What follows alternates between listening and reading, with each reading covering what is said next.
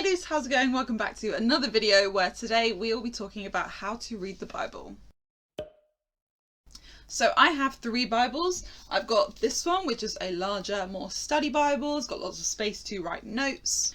This one, which is more of a pocket size, quite discreet front cover kind of Bible. And of course the internet version of the Bible. Today, let's refer to this one. So this may look like one book, but it's actually in fact 66. And each of those 66 books could be a variation of written styles. Each book could focus on a certain theme, could be written by a particular author, about a particular person's story, different poems, songs, letters. But mainly it's split into 2 halves, the Old Testament, which is before Jesus, and the New Testament, which is the life of Jesus and after. The Old Testament has 39 books and the New Testament has 27, and a really great way that you can remember that if you need to is that in the word new and old there are 3 letters and testament has 9. So if you times 3 and 9 together you get 27 for the New Testament, but if you put the numbers next to each other you get 39 for the Old. So the Old Testament takes up this chunk of the Bible and the New Testament takes up this chunk. And the first 4 books that start off the New Testament are what we refer to as the Gospels, Matthew, Mark, Luke and John. And pro tip, this is probably the best place to start off reading the Bible because it's a bit more of an easy read. It really focuses in on Jesus, which just gives you a great overview of the whole of Christianity and its meaning. So how do we actually find something in the Bible? Well, in CU we have been giving out once a week these little memory verses, and at the bottom we have got the reference from where the verse is from.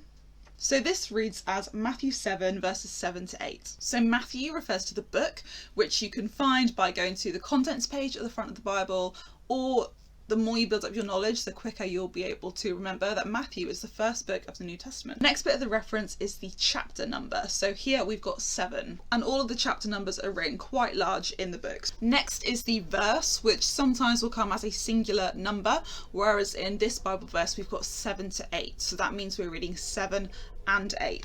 So if we look within chapter 7 of Matthew or any book, there are lots of very small numbers. So we want to read a couple of lines that start with this tiny little number 7 and also the little number 8, stopping where it says 9. So now you know how to read the Bible, but what Bible should you choose? There are different translations, and what do they mean? This one is the NIV, that stands for New International Version, which is a very common one. We've also got the Message translation, which is known for being a bit more of an easy read. So there are places where you need to be a little bit careful about the translations that you read, but generally the message should be very, very similar, if not the same. Here is an example. A Bible like this might not be bigger just because of the text size. It might also have extra features. So at the back we've got some really interesting extra information. So we've got a list of table weights and measures. So when the Bible refers to things in cubits, we can look and see how that translates into centimetres. We've also got a Bible guide which gives you a couple sentences, a small paragraph about the different books in the Bible and what the context is behind them. We've also got the Concordance, which is something that I often use on Google. I will search Bible verses about love, Bible verses about hope. And we've got the same thing going on here. We can look up specific verses about the Ark, Almighty, resurrection, redemption. So that's a really helpful way for someone looking for a specific theme when they just don't know where to start. The key with this is to remember context. So it's always better to read a slightly bigger chunk, read a couple verses before and a couple verses after from what you're looking at, just to make sure that we're not changing the meaning by taking out one specific verse. A lot of verses will start with therefore, but, which obviously means it's referring to what has been said before, and that may change how it reads. Similarly with context, when a lot of the passages in the Bible are written from the point of view of a lot of emotion, grief, heartbreak, anger, sometimes it's good to remember that those are words written by humans but inspired by God, not necessarily God speaking himself in that particular story.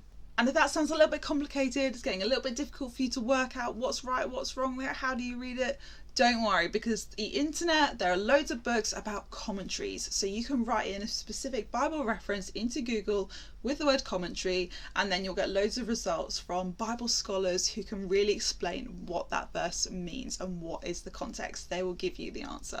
So there is a really quick, simple guide for how to read the Bible. I hope that helps and answers a lot of the questions you guys have been having. So happy reading, and I'll see you in another video very soon. Bye!